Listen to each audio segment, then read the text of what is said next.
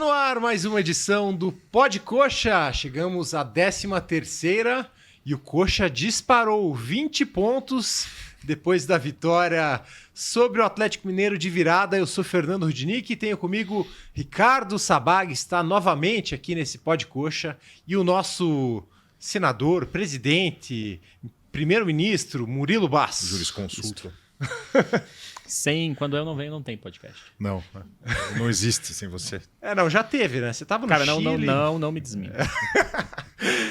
Enfim, bom, antes da gente começar então, tenho que dizer que a gente está aqui no nosso estúdio parceiro, Cristal Podcast, único estúdio do sul do Brasil dentro de um shopping. Tem toda a qualidade em serviços para você fazer o seu podcast. Vai aparecer aí na sua tela o QR Code para você conhecer o Cristal Podcast. Vai ter também, acompanhando a postagem, o link para você entrar em contato com eles. E se falar que é inscrito aqui do 12 Esportes, você ganha um desconto especial aqui no Cristal Podcast. Bom, meus amigos, claro, aquele recado também para você que já sabe, se inscreva aí no nosso canal, deixe a curtida, o like, ative as notificações para a gente chegar aí no maior número de pessoas possível nesse podcast que é feito para o torcedor do Coritiba aqui no 12 Esportes. Se inscreva no grupo do WhatsApp. Exatamente. Que temos também, canal do WhatsApp. Canal do WhatsApp. Não é mais grupo, é um canal do Comunidade. WhatsApp. Tem também aqui na postagem esse link ao canal do 12 Esportes no WhatsApp. Tem todas as notícias direto na palma da sua mão. Gostou dessa? Essa foi boa. Essa nunca ninguém tinha usado antes.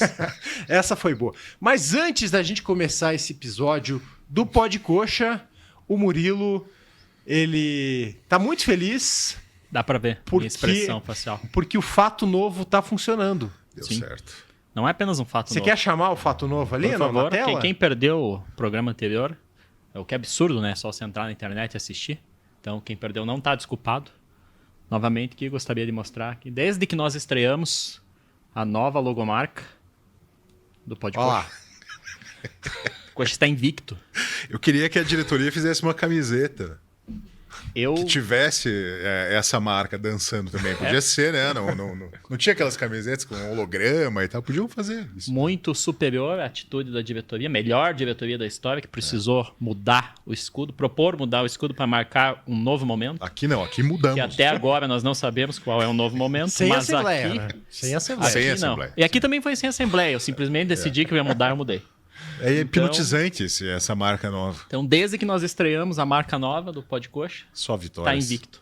Então, mas por respeito aí a quem está nos assistindo, vamos tirar agora, porque a gente não pode abusar, né? Não pode abusar do novo inclusive, se escudo. ficar, eu vou ficar olhando para a tela e não discuto mais aqui. Não podemos abusar dessa nova marca aí do Pod Coxa. Mas eu quero saber de vocês, por que o Coritiba ganhou do Galo? Qual foi o mérito, qual foi a chave para vencer do time que era o líder do retorno? Feng Shui? Coaching mental? O que funcionou mais, né? Não, acho que foi uma novidade tática, principalmente. Não foi uma novidade desse jogo agora, mas uma novidade que o Thiago trouxe, fechar o meio de campo com 3 volantes, presença do William Farias ali, acho que faz muita diferença. O Seba agora está numa função que está deixando ele mais à vontade no meio de campo, e isso dá consistência para um time que tem uma fragilidade defensiva. Então, se você consegue jogar fechado, você aproveita oportunidades. É o que o Coritiba consegue fazer contra um time de qualidade técnica superior, e deu certo. Então, é um alento. Eu estou pela primeira vez aqui no podcast, alegre, inclusive.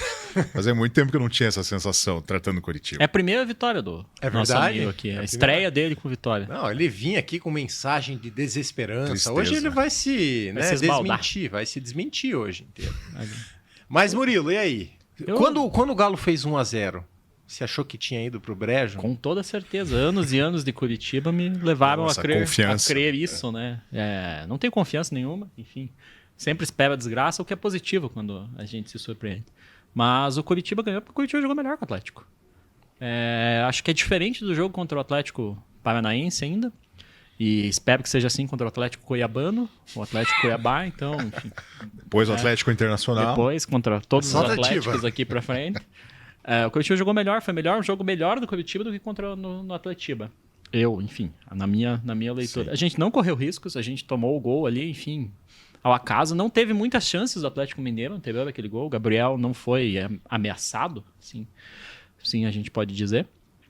O gol ainda do Hulk, ele é uma pequena falha de posicionamento do Jean Pedroso, que ele não marca ninguém ali, mas enfim, também não dá para culpar o 100% o menino. E depois o Curitiba se recuperou rápido. Se tivesse perdido, daria para culpar. Não, com certeza. Com certeza eu estaria Tava culpando. 1,20 m ali. Tava 1,20 m do Hulk, foi culpa dele. Enfim, graças a Slimani a gente venceu. Senão eu estaria culpando o Jean Pedroso. Já estaria dizendo que não serve para jogar no Curitiba. Slimani e o nosso... Mas, enfim, o Curitiba jogou bem. Aquele lance ali foi... aconteceu no futebol e tomamos o gol. E depois o time se recompôs. A sorte, ou, enfim, méritos também, né? Foi o espaço de tempo. 5 minutos ou 6 para empatar. Menos de 10 minutos para empatar. Naquele... Petardo, não, golaço, até agora eu estou confundindo o Matheus Bianchi com o Zinedine Zidane. É um negócio absurdo. O Bianchi é, a meu ver, o símbolo dessa... retomada, né? Esse momento, né? O Bianchi é o símbolo desse momento. Talvez não do momento, é o símbolo do ano. Se você talvez, porque é um jogador muito limitado, claro. Um jogador que chegou desacreditado, não tinha. Veio do Maringá num pacotão em que os dois outros colegas ele já retornaram lá para o noroeste do estado. Mas o Bianchi, por que eu acho que ele é? Não só pelo jogador mediano que é e por ter conseguido ir bem, mas porque ele estava com confiança. Então, assim, imaginar um jogador ali, naquele momento, né? O time foi pressionado, vinha fazendo uma boa partida contra o Galo. Toma um gol fora de casa, assim, tinha tudo, né? 90% da torcida tinha certeza que ali ia começar a vir essa colada já, né? Já vinha na sequência. E aí um jogador desse conseguir ter confiança suficiente para ir para cima e dar um chute daqueles, né? E ficou muito claro no final da partida, quando ele deu a entrevista, depois, assim, o quanto ele estava satisfeito, o quanto aquilo fez diferença para ele. Então, esse símbolo, né, do jogador ter a confiança, arriscar mesmo, ir para cima ali, isso era uma coisa que a gente não via no Curitiba fazia muito tempo, né? O time só sucumbia. De repente agora falou, não, vamos jogar, tomamos um gol, mas vamos para cima. Outro exemplo é o Jamerson, né? Sim. A jogada que ele fez no segundo gol é jogada fora de série, né? Não, mas o Bianchi ainda, ele tem um... Ele não é um jogador ruim, ele não é um jogador bom. Não. Longe disso, não estou dizendo isso, internet, né? Porque sabe como funciona. Mas ele não é um jogador péssimo, assim. É um bom jogador. Ele acho que ele é tanto o retrato desse momento do Curitiba em 2023, né? Não desse momento, de 2023, que é algo que eu já venho falando algumas edições ali. O problema é que ele é titular. Ele seria ótimo para terceira opção na volância. Mas hoje ele tem que ser titular. Mas hoje ele é titular. Hoje então ele tem que ser titular. Denota ainda mais e reforça toda a tragédia que é a montagem desse elenco. Porque 2 vitórias não vão desfazer essa impressão, né? Não. Ali, até por onde a gente tá. E sobre o Jamerson, o banco fez bem, né? Às vezes o banco faz bem aquilo, porque o gol que ele faz, a jogada que ele faz pro gol, metade do gol é dele, é um negócio absurdo. Não, 90% do gol é dele, né? Embora ter alguém que saiba concluir ali na frente, faz muita diferença. Faz né? bastante diferença, e não vamos tirar o mérito, porque ele já vai deixar. Ele engana os zagueiros, ele engana o zagueiro com o corte, o zagueiro compra a outra jogada e ele fica completamente sozinho. Aquilo ali é gol de quem sabe marcar. Sabe agora, acho que o banco faz bem pro Jamerson. Não só no aspecto psicológico, agora eu tenho alguém que pegou o meu lugar no time, mas fez fisicamente também. Porque daí ele entra no segundo tempo e descansado naquele momento do jogo, com a explosão física que ele é capaz, aquilo faz muita diferença contra uma zaga já cansada, né? Então acaba sendo até uma arma a partir de agora, se imaginar se não é o caso de você entrar, especialmente em jogos contra times claramente superiores. Que basicamente 18 times do Campeonato Brasileiro, isso, né? Quase todos os times. Você tem como entrar jogando mais seguro na defesa e trazer o Jamerson para o segundo tempo ali, para que ele aproveite, inclusive, isso, a capacidade física dele. E ele reforça uma opção que o Kozlowski usou no começo do trabalho dele ali. Agora, o time não tem nenhum ponta esquerdo no elenco, né? Ali tem o Robson que joga pela direita. O Marcelinho para mim é meia, né? Ali, mas enfim, eles põem ele na ponta lá porque ele é um coitado que sobra. Mas você tem o Jamerson para no fim dos 30 do segundo tempo, como aconteceu, você joga com o Vitor Luiz. Eu sei que ele entrou no lugar do Vitor Luiz nesse jogo, né? Mas você pode jogar com o Vitor Luiz atrás e o Jamerson lá na ponta. Cara, corre aí, velho. Aproveita teu físico, explode. E o Kozlowski sai, gostava de fazer essas Tanto que essas vários alterações jogos com a os gente laterais, né? terminou o jogo com 4 laterais, né? 2, não laterais de ofício, mas 2 na ponta ali. E essa opção pela esquerda é melhor que a opção pela direita, né? Quando você tem o Diogo Batista e o Nathanael para fazer isso. E o Jamerson tem qualidade técnica, ele só tava numa draga danada que muita gente estava nesse time, né? Com 2 vitórias seguidas, já dá para dizer que o Kozlowski começou a arrumar o time, começou a se reencontrar, porque quando ele assumiu, né, ele venceu a primeira partida, depois ficou 4 partidas, quando ele ficou 4 partidas invicto, depois veio aquela série de 8 derrotas. Mas vocês têm algum indício de que está se arrumando o time? Eu acho que o baque passou e talvez ele tenha reencontrado um norte para se reerguer, digamos assim. Porque 8 derrotas, qualquer cidadão pode ser, enfim, mesmo ele é o primeiro trabalho dele num clube da Série, primeiro trabalho num clube profissional, né, na primeira divisão. Cara, 8 derrotas destrói até o Luxemburgo, fica biruta, a gente viu ali, né? Ele nem teve 8 derrotas, mas ele já estava completamente senil. Até ele agradeceu a diretoria, né, por ter mantido, acreditado. Ele falou que time do Brasil vai segurar o técnico depois de 8 derrotas. Curitiba segura dela. E, enfim, agora, nos últimos 2 jogos contra os 2 Atléticos, ele não se perdeu, ele não inventou, ele não fez nada de absurdo, enfim, ele tentou fazer o básico, ele voltou ao começo daquele resgate. E por isso que eu acho que a questão dos 3 volantes faz muita diferença ali, porque primeiro ele encontra um sistema tático no qual ele pode confiar, então assim, por que ele vai querer mudar agora? Não faz sentido você imaginar que agora que se conseguiu alguma consistência, você vai precisar mudar. Só o fato de ter aquele estralo e pensar, parei de tomar gol. Isso, já e os jogadores, e aí é o efeito que dá. Os jogadores que vão ter mais confiança agora, porque se você imagina, a importância desse resultado é muito grande à medida que você estava enfrentando um time que está em alta no campeonato, que jogava em casa, no estádio novo, em que nunca tinha perdido. Nunca tinha tomado gol, né? E aí você consegue essa vitória, acho que o elenco consegue agora pensar assim, peraí, por pior que esteja a situação, você está jogando com um time melhor e quase todos vão ser, ainda assim você consegue competir. Então essa que eu acho que é a diferença principal. E aí o esquema tático vem para ajudar a tirar dúvidas, né? Então ele não vai precisar ficar inventando o que você vai fazer lá na frente e tal. Assim, não, entra aí com os 3 volantes. E aí tem a figura do Farias, que é essencial para isso. Vamos falar dele, inclusive agora. Vamos pedir para botar na tela aí, para a Paty colocar, a foto do William Farias, que é com agora a versão cabeluda. Já feito ali o implante capilar. A harmonização capilar. Depois de se recuperar aí de várias lesões durante o ano, recuperou aí a posição e é o capitão do time e tá dando uma consistência ali interessante, né? Muita gente já descartava ele, mas está sendo importante. O fato é que a volta do Farias é a volta de um primeiro volante de ofício. Porque, vamos combinar, trouxeram o Fran Sérgio, trouxeram o Samaris para cumprir essa função, nenhum dos dois deu conta disso. E um dos principais problemas, o Mumu vai falar bem, porque ele é a língua mais solta para isso, um dos principais problemas desse meio de campo era a dificuldade física de se jogar com volantes que são fisicamente mais fracos. Idosos, você queria falar, né? Fugiu da tua palavra. Não, porque eu ia falar do Bruno Gomes, ele não é idoso. O Bruno Gomes é mentiroso. O Bruno Gomes não é primeiro volante também. Exato, né? Mas eu acho que eles já tinham percebido isso, que trouxeram tanto o Fran Sérgio quanto o Samaris para fazer a função de primeiro volante, enquanto o Farias estava contundido, mas nenhum deles deu conta do recado. Aliás, não podem jogar os 90 minutos, né? Assim, é um problema quando os dois estão jogando. Então o Kozlowski precisava resolver com os outros volantes que ele tem ali, que não tem característica de ser primeiro volante. E aí, para um time com fragilidade defensiva como o Curitiba, você precisa ter alguém ali na proteção da zaga, quebrando bola, indo para cima, fazendo um jogo físico mesmo. Né? O Farias ele faz muito isso, assim, ele disputa no ombro a ombro ali, dá porrada mesmo. É um jogador raçudo, né? E além disso, tem a identificação dele com o clube que... Claro que nenhum jogador vai querer entrar lá para perder o jogo, mas ele quer ganhar ainda mais pela identificação, porque não quer ver o Coxa cair, né? Então... Não, sim. Eu acho que a volta dele é simbólica também, por N motivos, pelo seu também demonstra essa falha de formação de elenco, que ele é o único primeiro volante.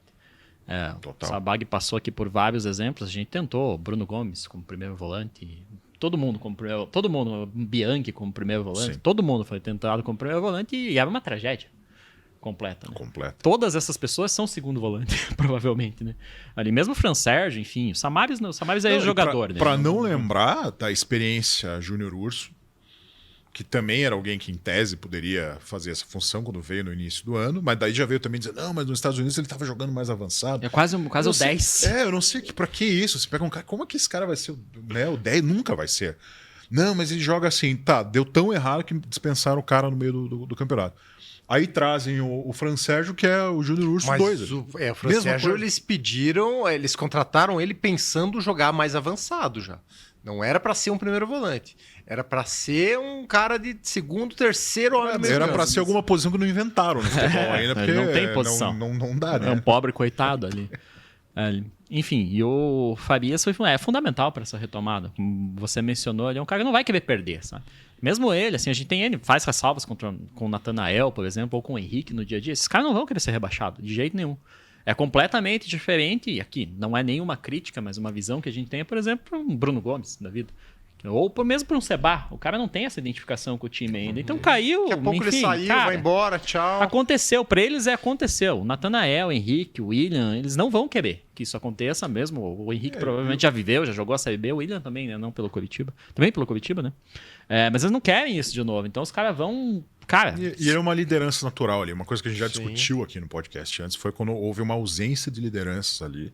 Teve um vácuo nesses 8 jogos ali grande, terrível, sabe? Porque o caso do Gabriel é muito emblemático disso, dessa dificuldade do Curitiba com liderança, né? Porque ele poderia ter sido uma liderança e no fim ele sucumbiu ali. No momento mais difícil pro time, ele tava lá tomando frango e aquela situação daquela contusão esquisitíssima lá e tal. Então não tinha alguém ali que tivesse essa voz ativa lá, que você reconheça já como uma liderança. O Farias é um sujeito que, pela história dele no clube, pela identificação que ele tem com a torcida e tal, ele veste camisa e você sente que os jogadores, por mais que ele longe de ser um primor técnico, não é um jogador reconhecido por isso, mas me parece que ele faz os jogadores ao redor dele jogarem melhor. E aí não é à toa, porque o Seba parece que encontrou uma função melhor e agora já é um titular também, você não imagina que vai substituir ele por ninguém, e o Bianchi é um jogador indispensável. O Bianchi, mais limitado que seja. O Bianchi é o principal exemplo. Quão ele melhora o Bianchi ao lado dele. O Seba melhorou também, obviamente, porque melhora todo o entorno, mas ele já é um cara que a qualidade é outro nível, né? Qualidade... O cara pra... Esse é uma contratação de Série A, né? Sim. O Seba. Sim, ele já é comprovado, né? Sim. O Seba não erra passe, é um negócio absurdo. Né? Tem 90% de acertos de passe.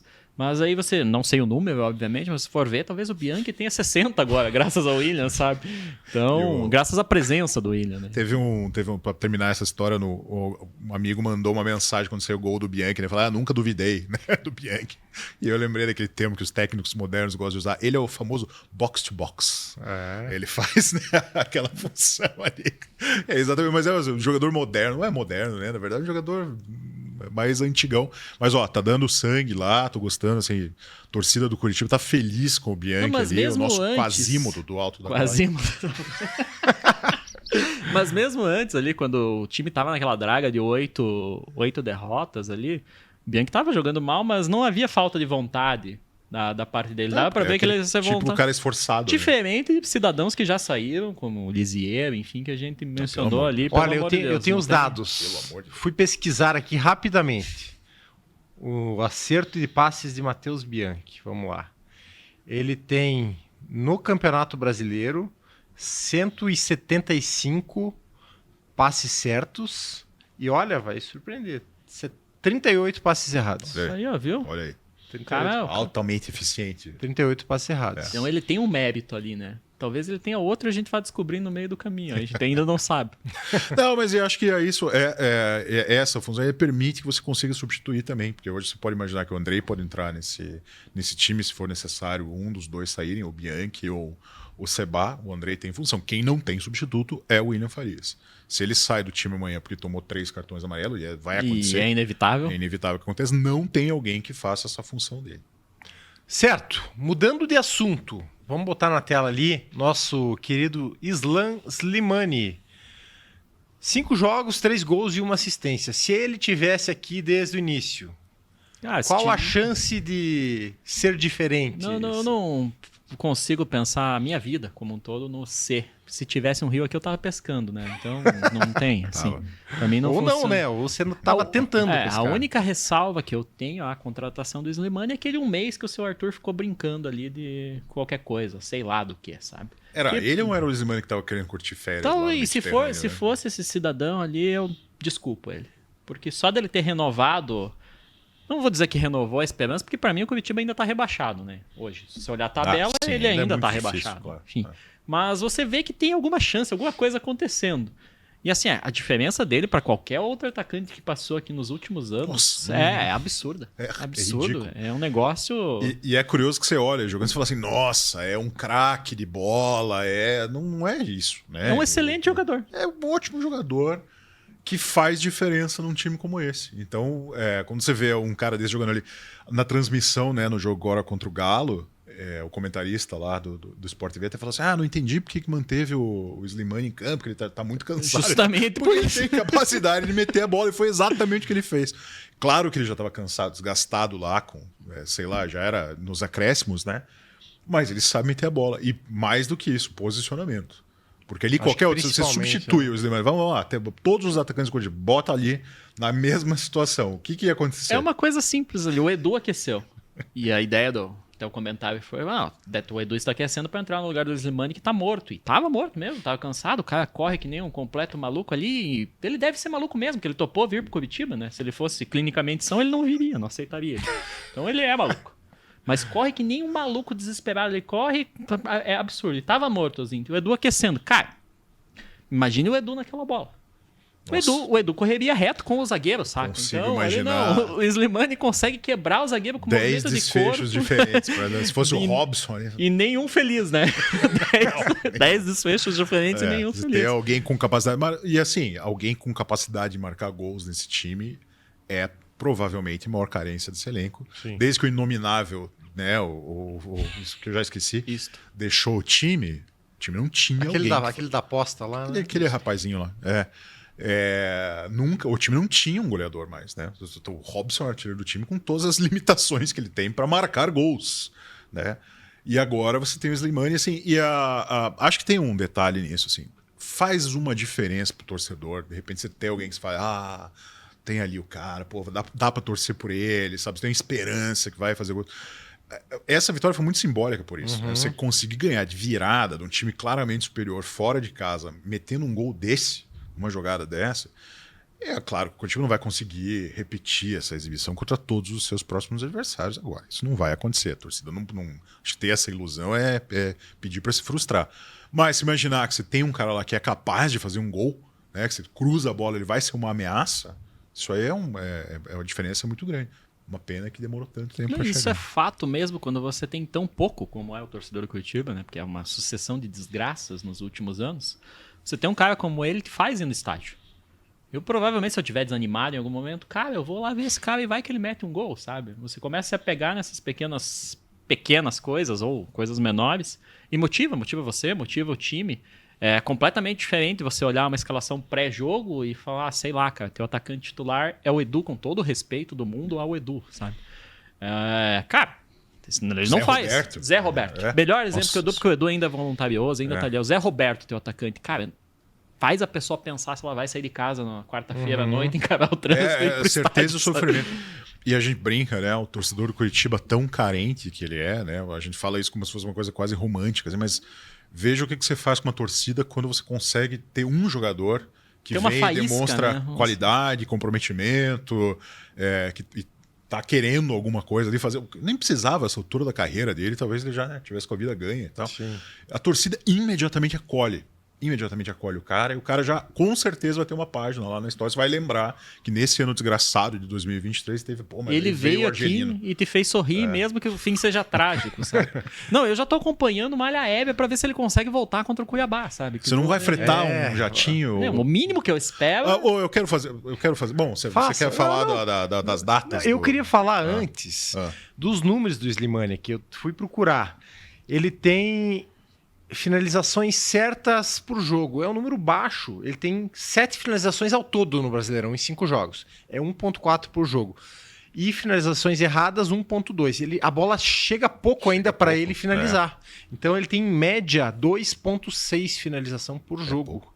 É muito pouco, mas mesmo assim ele tá no que vem ele tá conseguindo fazer alguma coisa. Sim. É um ponto interessante. Ele tem 3 gols e tem assistência já. Né? Sim, uma assistência. Então, 5 jogos, 3 gols. Ele tá fazendo já. Diante do tanto que a bola chega nele, tanto que se você vê o mapa de calor, às vezes ali quando ele começou no primeiro jogo, o cara tava mais no centro do campo, saindo com a bola, né? Essa grande tomava gol, né? Ele tava fazendo do limão a limonada. E é um time que tá pela 28ª vez no campeonato em reconstrução. Aliás, o time em eterna reconstrução, o Curitiba 2023, né? Então você tem que imaginar também que ele ainda está, de certo modo, em adaptação, né? Um cara que chegou não faz muito tempo. Ele então não conhece tá se o estilo do companheiro, né? O elenco. Agora que o Kozlowski vai ter a chance de começar a repetir um pouquinho o time, se não as mesmas peças, mas o sistema tático, aí o jogador que entra já entra entendendo que tem que fazer uma função, porque aquilo está funcionando. Então isso eu acho que faz muita diferença. Estamos gravando esse podcast na terça, dia 10 de outubro. Nesse momento, vocês já começariam a Operação Resgate Slimani? Com toda a certeza do mundo. Se o senhor Roberto Justus não comprou um avião ainda, ou qualquer... Comprou, não é fretar.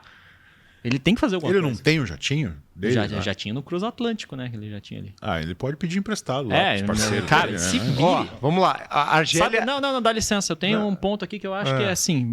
Agora veio à minha mente. Vai, fale. Falamos sobre todo o jogo contra o Atlético Mineiro, a melhora do Kozlowski. Vou trazer à tona mais um fato aqui que demonstra onde poderia ser gasto esse dinheiro. Ali. Gessé não joga.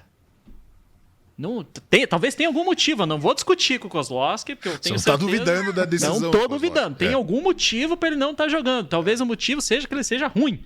Né? Que ele não tenha condição de jogar. O Samaris também não jogou nos últimos... Mas o Samaris está ajudando ali. Dá para você ver ele no banco que ele fica participando. Já foi contratado para ajudar no campo. Não deu, mas ele encontrou a função. O Gessé nem isso. Então, esse cara, como o Requena, no podcast passado... Saudoso Leandro Requena. Não sabemos se está vivo, devido à emoção, né? Na idade dele é meio complicado. 2 vitórias seguidas pode ter um efeito ali. Ele não esperava essa altura da vida dele. Vamos ver o que acontece ali. 600, 500 mil reais por mês. Cada 2 meses o Gessé, eu pego o avião e trago o Slimani. Fretar um golzinho ali, né? Pois é, e ficam gastando dinheiro com isso. Então é uma vergonha. Mais uma vez, essa é uma prova da incompetência dessa diretoria. Ó, o jogo... Até 25 minutos, 30 minutos de podcast, eu ainda não tinha falado isso. Carlos Amodeu e Arthur, 2 incompetentes de marca maior, 2 bunda moles, não importa o que aconteça no final do ano. O jogo da Argélia é dia 16 de outubro, a 1 da tarde, horário do Brasil, contra Cabo Verde. Na Argélia esse jogo. Joga o primeiro tempo e sai correndo. O jogo do Coxa é dia 18, às 8 da noite, contra o Cuiabá aqui. É só cruzar o Atlântico. Né? Cara, não sei fazer conta, mas dá tempo e tem um jeito. Dá tempo. Olha, no mínimo uma passagem de primeira classe para o sujeito vir descansado, deitadinho, né? Ele não bebe, então vai vir tomando uma água mineral, repousando. Vai acabar entrando, né? Entrando vai entrar em campo, né? Agora, tem que condição. Titular, né? O Curitiba, o jogo é às 8, né? Se ele chegar às 7h50 ali no estádio, o cara já parte e vai pro campo, meu irmão. No mínimo, deixe o helicóptero ali preparado já no Afonso Pena ali pra trazer ele Desce direto. No campo ali no meio, já vestido e bora. Não tem outra opção. Seria fantástico. Bom... Bom, tendo o Slimani ou não, outro problema é zagueiro. Tem zagueiro para esse jogo contra o Cuiabá ou não? Lembrando, o Henrique suspenso. Mas acabou, né? Henrique suspenso, Kusevich machucado, pode ser que volte. Reinaldo machucado, Thiago Dombrowski fora da temporada. E o Maurício Antônio tá machucado também. E tem o Jean Pedroso, quem mais tem? E o Thales. Tinha que fazer uma parceria com algum hospital aí da capital, né? Pra facilitar o atendimento. Essa situação tá triste, né? Mais uma vez denota a incompetência da montagem de elenco dos 2 que eu citei. Mas tem... mas o Reinaldo chegou e se machucou. O tem Maurício uma chega competência, e nunca está em forma, coitado, né? Quem cava os buracos no CT da Graciosa é muito competente, porque o que se machucam treinando, né? É impressionante. O Andrei se quebrou, né? No ano passado. Foi no lá, CT daí, foi né? no CT. Não, mas assim, que é a maldição, né? Do Curitiba. Você tem um monte de zagueiro novo, os caras jogam 1, 2 partidas e se machucam já. Não, o Reinaldo foi no treino também, né? Exatamente, o CT é malicioso, o CT da Graciosa. Ali, eu não, assim, a gente tem que esperar o retorno para ver se o Kuzevic, a gravidade da lesão, assim como a do Maurício, né, que não viajou ali, mas um cenário em que você vai enfrentar o Atlético Cuiabá, né, ali, cara, Thalisson e Jean Pedroso. Thalisson e Jean Pedroso. É meio... Eu acho improvável que ele entre com Thalisson. Acho que vai improvisar. Pode improvisar o William ali, ou qualquer acho que é mais que Deus seguro não quiser. improvisar o William e não entrar com 2. O Thalisson não jogou ainda, né? Desde que voltou. Sim. Acho que não. O Glauco não tá aqui hoje para nossa Wikipédia Se o Alviverde Glauco aqui tivesse para. ele diria todos os últimos jogos. O Thalisson, mas não, enfim, não vem jogando. Quem diria que o zagueiro mais confiável se tornou o Henrique, no fim das contas. Sim. Né? Que você pode, mas tá suspenso. Eu acho que a tendência é que ele entre ali com o Farias improvisado e aí volta o drama do meio de campo. A depender da situação médica. Mas aí não é você desmontar uma coisa para tentar arrumar outra, não é tentar melhor deixar o William ali e botar alguém ali. As duas alternativas viáveis são o Thalisson ou o Vitor Luiz, que já jogou, embora jogou como zagueiro no esquema com 3 zagueiros, que é um pouco diferente. Eu acho que o Vitor Luiz é a opção ali, né? Porque o Jamerson foi tão bem que justificaria retornar ao time também, embora perca ali aquela situação da arma secreta e tal. Mas vai ser algum drama vai ter nisso, né? Porque agora que você conseguiu dar alguma consistência defensiva para esse time, enfim, mas faz parte do campeonato e o drama coxa branca vai até o fim mesmo. Estamos há 10 dias aproximadamente, né, desse duelo e eu não quero me estressar com isso. Então, é muito cedo. Vou viver a vida até lá. Isso é um problema do Mumu do futuro. É um problema do Murilo do futuro. Tá bom.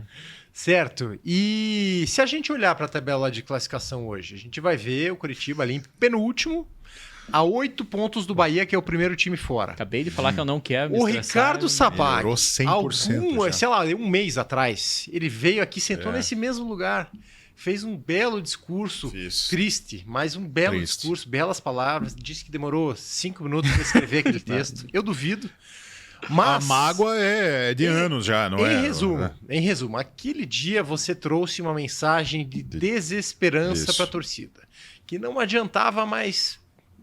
o rebaixamento estava ali, decretado.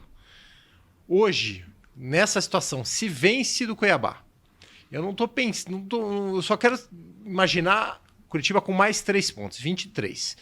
Eu não sei o que vai acontecer com os outros adversários ali, diretos, contra o rebaixamento.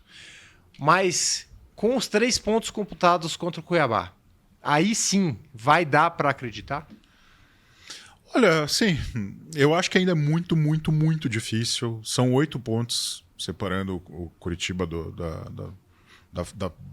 16º lugar, que é o nosso troféu, né? O que realmente a gente deveria disputar sempre o 16º lugar. Precisa ter uma sequência maior do que essa. Só ganhar do Cuiabá não vai adiantar. Depois então, é o Palmeiras. O Palmeiras não está no melhor momento do ano, mas ainda assim é tudo muito difícil. Eu, honestamente, a minha mensagem, torcedor, de desesperança, ela tem a ver com aquele sentimento que insiste em brotar no seu coração. Sempre que você passa por um momento tão difícil na rodada do fim de semana, que dói, que você chora, você volta para casa, você briga com a sua família, você está preocupado com a zoação, né, no dia seguinte, mas algo dentro de você faz você pensar assim, mas e se tiver essa mudança? E se voltar certo jogador? E se de repente, né, tudo conspirar a nosso favor? E eu acho que isso é ruim porque você fica cultivando uma esperança em nome do trabalho mal feito dessas pessoas que o Murilo gosta sempre de lembrar. Então, assim, a minha desesperança é não seja vítima dessas pessoas. Agora, é evidente que se engata resultado positivo, traz resultado positivo... Você vai acreditar. Acreditar, eu tô assim, o meu mindset, Frud, é o seguinte, aquela coisa que é um chavão do futebol, jogo a jogo. Eu acho que agora, não tem como ser diferente. Agora a gente tem que olhar para o Atlético Cuiabá, um jogo dentro de casa, apoio da torcida. Vamos jogar. Dá pra ganhar esse jogo? Dá pra ganhar esse jogo. Essa é uma grande diferença. Acho que eu pessoalmente não tinha esse sentimento de confiança que você pode ganhar o próximo jogo fazia muito tempo. Os amigos aqui já tinham, né? Eu lembro que o Recana falava, não, eu tô confiante. Tava tão confiante que faleceu, né? Deus o tem. Eu vivo em um jogo de cada vez. Pra mim, tá rebaixado. Ainda está. Você fala, olha a tabela, eu tô a 8 pontos de sair da zona de rebaixamento. Eu tenho quantas rodadas no campeonato? 12, né? São 12 rodadas ainda. Eu vou listar os jogos que o Curitiba tem aqui para vocês. Da forma correta? Da forma correta. Por favor. Fora em casa. Vai, Cuiabá e Palmeiras em casa. Atlético, Cuiabá. É isso. Depois, fora de casa, vai ter uma sequência. Santos e Inter, tá? Dificílimo. Depois volta para em casa. Grêmio e Goiás. Um jogo fora contra o América. Em casa contra o Cruzeiro, que está querendo entrar nessa briga. Depois, fora Fluminense, vai ser depois da Libertadores já isso aqui. 22 de novembro já vai ter ido à final da Libertadores. Fluminense pode estar campeão da Libertadores, não queria saber mais nada do brasileiro. Depois, Botafogo, que pode já ser campeão também. Fecha com o Bragantino fora. Que também pode ser campeão. Também pode ser vice. E o Corinthians em casa. O Corinthians deve estar aí num bolo. A sequência diz muito, por isso tem que viver jogo a jogo, sabe? O que acontecer contra o Cuiabá vai determinar o que pode acontecer contra o Palmeiras. Mas essa sequência final, ela é mais tranquila quando você pega ali. O Fluminense, ou campeão da Libertadores, ou ser campeão da Libertadores, vai ter largado. O Botafogo já vai ser campeão brasileiro ali. Já vai ser campeão brasileiro. Bragantino não vai ser campeão, mas provavelmente já vai estar garantido na Libertadores. Pela pontuação que ele tem hoje ali. Então você tem os últimos 4, 5 jogos que talvez esteja disputando com o Corinthians. E o Corinthians tá uma draga. Agora você olha e você fala assim, é possível, né? Por exemplo, é possível ganhar o Cuiabá? Com toda certeza. É obrigação possível. nesse momento, né? Para quem quer sair. É possível ganhar o Palmeiras nessa situação? Depende do resultado contra o Cuiabá. Uma coisa vai puxando a outra. A dificuldade que você olha e fala assim, não tem como ter uma má sequência. Você precisa engatar necessariamente uma sequência positiva. Você tem espaço para muito pouco. Você pega até o último jogo. Eu estava assistindo o jogo, obviamente, e refletindo ali, um empate não era um bom resultado. Mas diante de tudo que tinha acontecido. Exatamente, mas não era, né? Pra tabela não é, e de repente você olhou ali, tirando o América Mineiro, que deu uma pipocada absurda contra o Fortaleza, todo mundo ganhou ou empatou, sabe? Todo mundo que estava ali na disputa. Tirando o Goiás, que foi confronto direto, né? Com o Bahia. Com o Bahia ali. Mas Bahia ganhou, Santos ganhou, Vasco empatou. Enfim, você olha ali e deu tudo errado, sabe? Então o empate não ia fazer... O empate contra o Cuiabá não é aceitável. Então você tem que vencer. Daí depois desse jogo contra o Cuiabá, você vai olhar para a tabela e vai falar: o empate contra o Palmeiras numa situação normal, mesmo em casa, talvez assim, fosse... Eu lembro de um fato do campeonato que eu acho que ajuda a gente a pensar um pouco na capacidade que esse time tem de engrenar bons resultados. Curitiba, desde que o Kozlowski assumiu, ainda antes de ser efetivado, ele veio de ótimos resultados. E tudo, a espiral do fracasso começou com aquele gol anulado contra o Botafogo. Sim. Imagina, o Curitiba jogando contra o líder do campeonato, fora de casa, jogando de igual para igual, consegue empatar, né, o jogo naquela situação. E virar. E aí teve aquele gol não validado. Que, assim, é discutível. Eu achei que foi roubado, eu acho que aquele gol tinha que ter valido, mas, enfim, tudo bem, o VAR faz essas coisas e tal. E ali o Curitiba despenca. Então, por que eu tô lembrando disso? Porque existe um componente muito forte psicológico disso. Assim. Um time que estava recuperando a confiança, que de repente toma um banho de água fria daqueles, naquela situação. Tipo, o jogo transmitido, né? É o país inteiro e tal. Então, assim, agora você precisa reconstruir de novo, passo a passo, isso. Você só consegue jogo a jogo. Então vai precisar ganhar do Cuiabá, vai precisar jogar para ganhar do Palmeiras em casa. E aí, talvez a gente esteja daqui a acho que agora já vai ter diminuído um pouquinho mais a Só diferença. que mesmo, por isso a situação é difícil, mesmo se acontecer isso, você chega, supondo você ganhou do Cuiabá e puxou uma vitória do Palmeiras, você não tem o direito de perder o próximo jogo também. Não tem, é muito difícil. Então, mas esse é o problema para o Coxa de 15 ou 16. Vamos viver o 13 agora. Lembrando, o Cuiabá tem um jogo a menos, né? Tá com 32, mas tem um jogo atrasado ainda com o São Paulo. Você também tem que ficar trazendo esse tipo de notícia pra gente assim, aqui. Pô, a gente tá aqui tentando, aí você vem com informação, né? Mas enfim, essa situação do Cuiabá, a questão é vencer. Vencer o Cuiabá e continuar dando aquele passo. Não só por vencer o Atlético Cuiabá, mas por vencer o Antônio Oliveira também. Mas assim, eu lembro no jogo do primeiro rodada, obrigação do Curitiba ir lá e enfiar, não sei o que, contra o Antônio Oliveira e tal.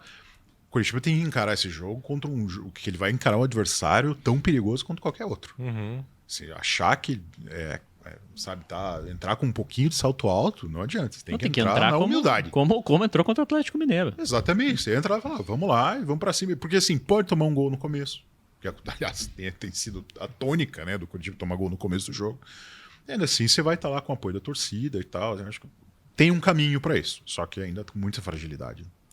E o título, vocês comemoraram o título no sábado, Sub-20, bicampeão paranaense Sub-20. Murilo, eu quero a sua opinião sobre esse... A minha TV tava no YouTube lá, vendo o jogo de relance. É as pequenas alegrias que a gente tem, né? Legal, pela pesada, provavelmente não vão aproveitar ninguém, porque essa é a história do Curitiba, né? Vão sair sem contrato, vão ser vendidos barato, nada vai ser aproveitável, mas foi legal. Um dia a gente vai ver assim, esse cara não foi jogou lá campeão no Sub-20 aqui, né? Mas a gente por não que ele tá nesse outro time? É o que acontece com a gente. Então, provavelmente vai acontecer isso. Ainda teve 2 guerreiros que tiveram que entrar no avião e ir jogar, né? O Jean e o Diogo, coitados. E o Jean entrou no jogo, né? O Jean entrou no jogo, entrou bem, assim, fez aquela... Aconteceu, né? Como a gente mencionou, mas depois... Não, mas apesar de ter sido uma falha, você não pode. É um jogador que tem potencial. E ainda mais um Curitiba sem zagueiro. Então, ele ainda mais agora, né? Agora, a ironia disso tudo assim, é como o Curitiba tem capacidade de formar talento, né? Por pior que esteja o clube, ele ainda consegue formar. Então, você sempre tem jogador surgindo. Agora, a gente tem que melhorar o processo o processo de aproveitamento caras, é inversamente proporcional à capacidade que o Curitiba tem de revelar esses talentos. Desses que saíram sem jogar aí, quem que foi que vocês mais têm aquele sentimento de meu Deus do céu, esse cara tinha que ter jogado aqui? É o Matheus Cunha, será? O Matheus Cunha é um dos... Com certeza, né? O Matheus Cunha dói porque a gente não viu nada no profissional. É assustador. Se você volta no tempo, assim, a saída do Veiga é absurda, né? O Zé Rafael foi queimado aqui também, saiu chutado, enfim. Tem muita gente que não foi aproveitada. O Ian Couto, agora convocado para a seleção brasileira, jogou pouquíssimo. Mas ele foi vendido assim num... tem esses casos um pouquinho diferente do Matheus Cunha. O Matheus Cunha dói mais. A gente vendeu para pagar o gol do Zidane, né, cara? Sim. Então, tipo, é assustador. E ninguém vai achar fatos documentais. Eu não comemorei quando isso aconteceu, né? Eu gostava. Muita gente comemorou. Nossa, compramos A venda do Ian Couto em valores assim não foi ruim. É 6 milhões de euros, mas tem 6 em bônus aí, mas ele tem que jogar pelo City na Premier League. Não sei se vai acontecer e tal, mas enfim, não foi uma venda ruim. É 2 milhões de euros a menos, 2 ou 3, né? Que o Paixão. Não foi uma venda ruim. Não foi não. E ele ainda passou algum ou outro joguinho ali, teve uma identificação ali, mas de resto, o Matheus Cunha dói. E eu nem acho, assim, ele tá sendo convocado pra seleção, que é absurdo, né? Porque ele não tá jogando porcaria nenhuma, né? Ultimamente. Também, mas a gente nem viu, a gente não teve a chance nem de dar uma risada, saca? Viu o que podia acontecer com ele. Então, é triste. E você perguntou do final do Campeonato Sub-20, o ceticismo diz que é isso que vai acontecer com essa galera também, porque é o histórico que nos diz, né? Então, enfim... mas parabéns à piazada que mantém vivo aí o coxismo. Enfim, vamos aí pro nosso final do Pod Coxa. Eu tenho uma pergunta surpresa para vocês agora, que não está na pauta. Não acredito. Tem, importantíssima Pegadinha. pergunta. Nessa quinta-feira, dia 12, é aniversário do Curitiba, né? Vocês sabem muito bem, 114 anos. E como eu sou muito criativo, eu vou fazer aquela pergunta. Qual presente vocês dariam para o Coxa nessa data? Cara... Qual presente vocês dariam? O que eu defendo há muito tempo, né? Mas você vai falar isso na internet? Vamos azar ali. É o fechamento do Curitiba. Porque, cara... Agora, depois de 2 vitórias, ainda quer fechar o time? É muito triste o que ele faz com o torcedor. Não sei se ninguém aguenta mais. Então, se eu pudesse dar um presente, ali seria o direito de... Cara, ser que nem nos Estados Unidos, ter 2 divisões, sabe? Você joga só a sua ali. Porque na Série A eu sou muito infeliz, cara. Você queria que o Curitiba ficasse permanentemente na Série B. A gente podia ficar jogando ali. Tem um campeonato só nosso. Uma liga. Cara. 2 ligas. E aí? Ali, vamos criar essa dali e o Curitiba fica ali feliz. Eu ia ser muito feliz. Criciúma. Pô, é legal ganhar. A galera fica, ai, nossa, jogar a Série B. Cara, Náutico. Eu torço pra esse time desde o começo dos anos 2000. Eu nunca fui feliz. 100% feliz. O único time bom que a gente viu foi em 2011, assim, né? Aquele delírio de 2012 chega na final ali, mas aquele time era ruim, sabe? Meia boca, né, ali.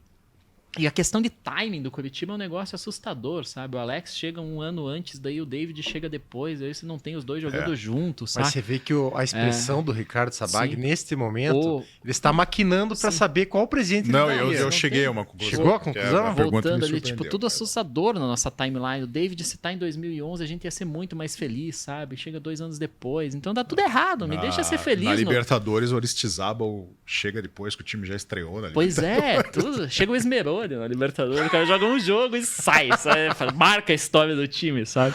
Ali, então, cara, eu queria que tivesse um campeonato que a gente jogasse só nós. Ali com os times que a gente tem chance de ganhar. O meu presente é um presente que estaria dentro da minha condição de poder ajudar de fato o Curitiba. Assim, eu teria condições financeiras de dar esse presente. Ele vai comprar o coxa Seria- token. Vai perder o dinheiro. Seria Dá pro coxa. um galão de tinta para pintarem lá o estádio, o entorno do estádio, da cor que o Feng Shui determinar lá. Porque é o seguinte, né? Olha, por que eu estou fazendo essa brincadeira? Porque essa diretoria, que é uma diretoria que não tem nenhuma experiência em administração de futebol, o único sujeito que tem experiência ali com futebol é o Amoedo. Amodeu. Amoedo é o cara do outro cara. Político. Não, pô. Já cometi esse ato falho antes, né?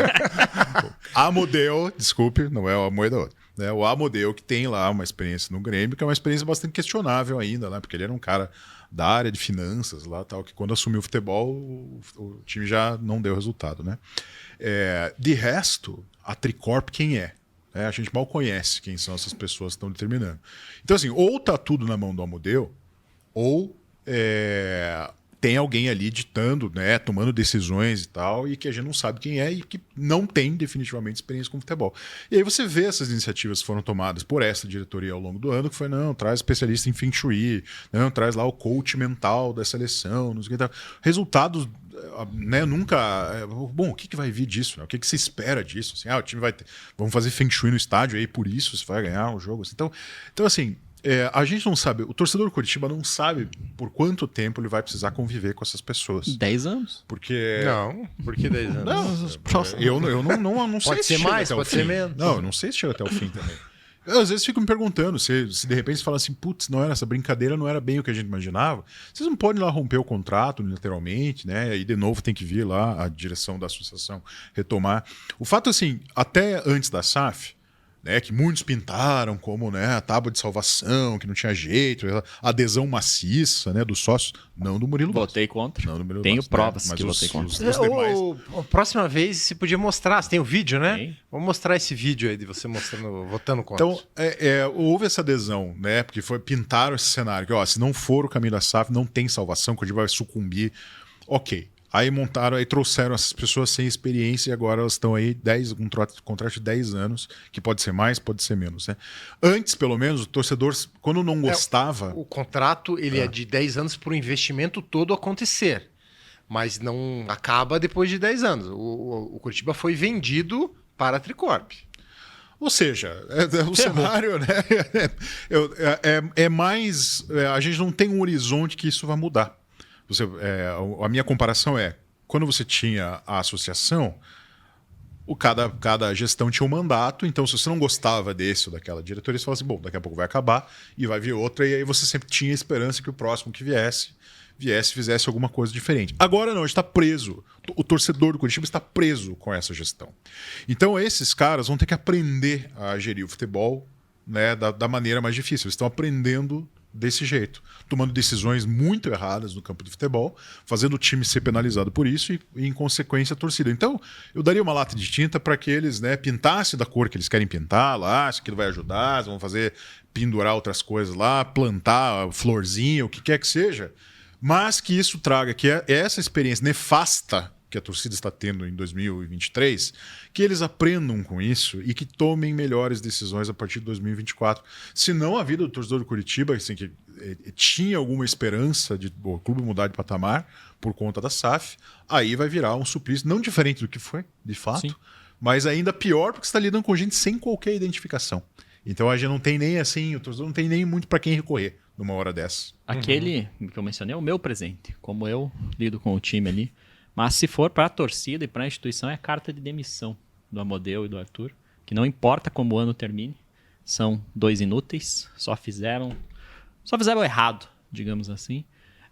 Uma ressalva que eu vou fazer aqui é que desde o protesto que a Império fez pacífico na frente do CT ali, enquadrando, enfim, reclamando e expondo a insatisfação do time, o time se mexeu.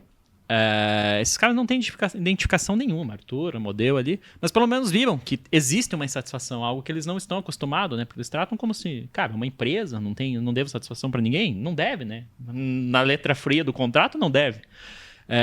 Isso fez eles se despertarem, então, cara, esses caras têm que sair fora de Curitiba no ano que vem. Se a torcida quer alguma coisa ali, isso. E assim, voltando no passado, a gente já falou do meu sofrimento aqui, até porque eu preferia jogar um campeonato mequetrefe ali do que passar por isso.